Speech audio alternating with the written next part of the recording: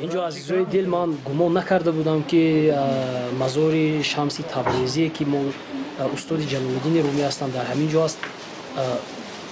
باور کنید سخت در حیرت شدم. من این سفری خودم رو سفر حساب نمیکنم، عموما مخصوص برای دهه‌های تاریخی و کهن بنیادی وادی زرافشان در منطقه ناحیه‌های عینی و مسجوی کوهی من باید حتما علاهیده قدم رنجه کنم و اینجا بعضی استادان از شهر دوشنبه و از شهرهای دوردست تشریف آوردگی هستند که شاید وقتی که ما می‌بینیم دیگر دسترس کردن نتوانیم. کم صحبت می‌کرده درباره دهه ویشاب استاد عزیز. سلامت باشید. دهه ویشاب تاریخی زیاده از 1000 ساله دارد اصلا و از روی بازیافت‌هایی که از کوه مور یافته شدن کلمه ویشاب هم در اونجا هست. ویشاب کلمه سعودی است. در دو شکل آمده است، شکل ویشک و ویشاب. اصلا خودی ریشه کلمه ویش وایش این معنای علف مرغزور است. از همین چندین دهه ها هستند، از جمله دهه ویشکن، وشن، ویشیست، همین ریشش همین ویش وایش از زبان سعودی یعنی علف. دهه ویشاب یک جایی هست که از دو طرف کوه یک دره از بین آب می‌بیاد. ما در مردمی تهجویی سوی میگویند و اطراف همون سوی این سالهای اولی که همون مردم اینجا اومدن سبززار بود است. هم سبززار هم ارچزار همین تا همون پایانی که الحال ما اینجا قرار داریم طبیعتی سبزگونی علفزار بود. از همین خاطر نام ویشاب شاید همین خیلی مانده شده است از دوره سعودی ها. خب بعدا در دوره پیش از دوره شوروی در هیئت ولسوالی سمرقند وادی زرافشان و اینجا تو شویگری بخارا و خانه‌گری هایی که بودن اطاعت میکردن و همین خیلی دوره شوروی چندین بار چی شد وقتی که تغییرات ها در نام خود ناحیه شد. اول ناحیه بوتامان بود، ناحیه که عینی بود، بعد این زحمت آباد شد. پیش از باید با فلغر بود، بعد زحمت آباد شد، بعد نام عینی را گرفت و لیکن این دهه ها تغییری نام نکردن، همه خیلی نام های تاریخیشون ماند و اهالی دهه ویشاب اساساً با چاره‌داری و خوجه‌گذاری مشغولن. مثلا دوره پیش تا حاضر خب حاضر تعداد اهالی سال به سال زیاد شده است و مردم دهه اکثرا در خود مرکز ولایت سوق در ناحیه ظفرآباد همچنین در پایتخت کشور و دیگر ناحیه‌ها کار و فعالیت دارند. خب در همین دهه از روی نقل گذشتگان این 100 ساله ها زیاد شد و همچنین در روایت تاریخی هم هست که مزار حضرت شمس در این جایی که حاضر حضور داریم هستند و از روی همون هم نقل ها هم از روی اون سفرهایی که حاضر گفتن بگذارم در اینجا نام اصلی که بزرگوار که اینجا خوبند مولانا شمس الدین محمد ابن علی ابن ملکزاده تبریزی است، یعنی شمسی تبریزی. خب در اینجا در دوره سفر رسمی خود به وادی زرافشان با بورمیرزا این چی را تاکید کرده است که در کتابی چیزی قید شده است، کتاب عبدالرحمن مستجیر، بله، روزنامه سفر اسکندرکور در اونجا درج شده است و همچنین یکی از امیران بخارا امیر نصرالله با سپارش امیر نصرالله به میر سمرقند سپارش می شود که در همین دهه ویشاب یک بزرگواری هستند با نام شمس در اونجا خانقاه بنیاد کنید. از همون بعد سال 1840-50 شاید این باشد خانقاه بنیاد شده است و امروز نفسازی شده است این چیز. بعدا پادشاه افغانستان عبدالرحمن خان اینجا زور گذشت میکند و اینجا یک چند روز سوده اینجا زیارت میکند و همچون البته وقتی که شاه میگوید همراه او تاریخ شناسان منجموعان و من دیگر دانشمندان که از شمس بودن این آدم گواهی میدهد.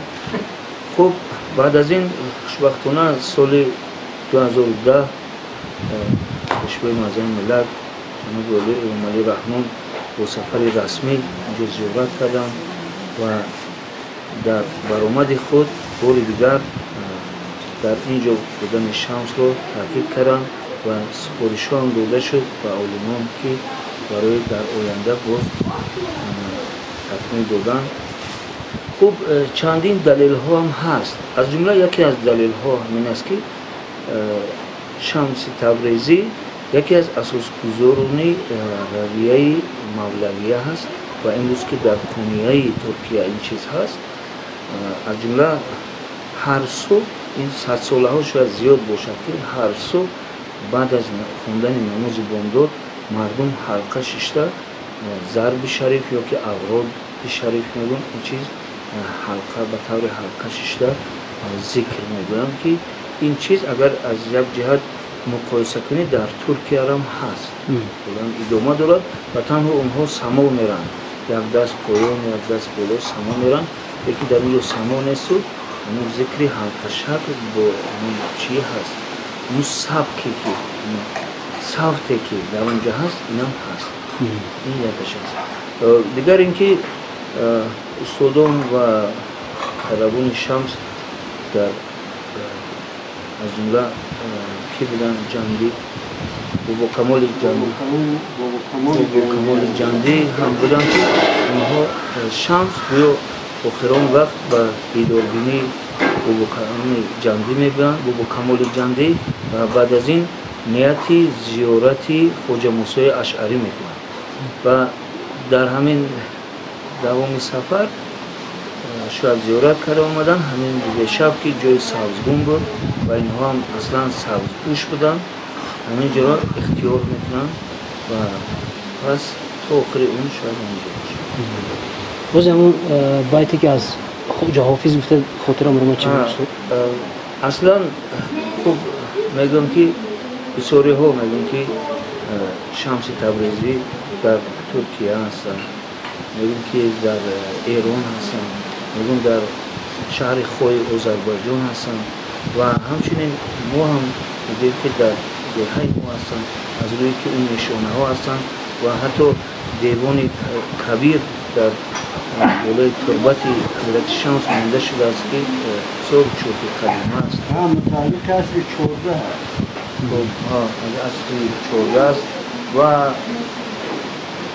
یک چیز است بیش از همه برای ما اعتقاد مردم و در همین جهت خواجه حافظ گفتند که بعد از وفات تربت ما از زمین مجو در سینه های مردم عارف مزار است و امروز که 100 ساله ها در دل زیاده از هزارها آدم جای گرفته است که شمس تبریزی درویشه است. یک جان تشکر به همتون که قبول کردید.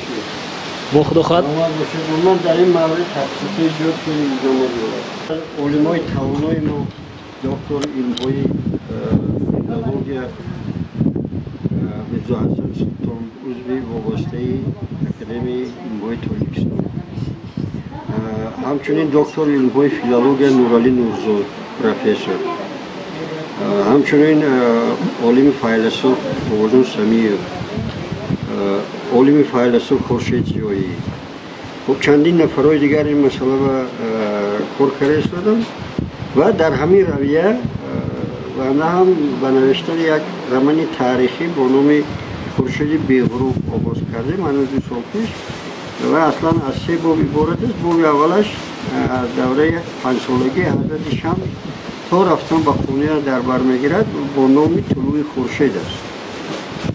باب دویمش اینجا اساس کمالات شمس است واخوری 2 بار واخوری حضرت جلال‌الدین و حضرت شمس‌الدین و پیدا شدن جریان مولویه، پیدا شدن مثنوی معنوی، پیدا شدن دیوان شمس، همینجا تا در بر میگیرد و عموما صحبت‌های خیلی دور و دراز حضرت شمس و حضرت جلال‌الدین صحبت‌ها در خلوت. خب با نام قیام خورشید است. در حقیقت قیام خورشید هم وقت بود. خب باب سیومش درباره غیبت شمس است. کجا غیب زدن شمس؟ حتی به درجه‌های غیب زده بودن که حضرت جلال‌الدین خیلی وقت باز گفتن، انتظار بودن دیدار و آخران وقتی که پیدا نکردن به خدا سپردن که دیدار در قیامت. انا همین غیبت شمس است و مکان شمس است. مکان شمس البته وقتی که دلیل های تاریخی اینجا خیلی کمان، ما با روایت های تاریخی دیده می دوزیم. بعد با اصلا تکیه ما به اعتقادی کاملی مردم است. وقتی که مردم اعتقادی کامل دارد این چیزی 100% است. بگذار مزار حضرت شمس در قونیه باشد، بگذار مزار حضرت شمس در آذربایجان ایران باشد، بگذار در دیگر گوشه دنیا باشد، لیکن مهم برای ما این است که مزار حضرت شمس طول 100 ساله ها در دل مردم این دیار های گرد و اطراف و تمام وادی زرافشان است و امروز پس از آمدن جناب عالی در دل مردم تمام تاجیکستان و حتی یک قسم زیادی ازبکستان، قزاقستان و قرقیزستان هم هست. سلام. یک جان تشکر.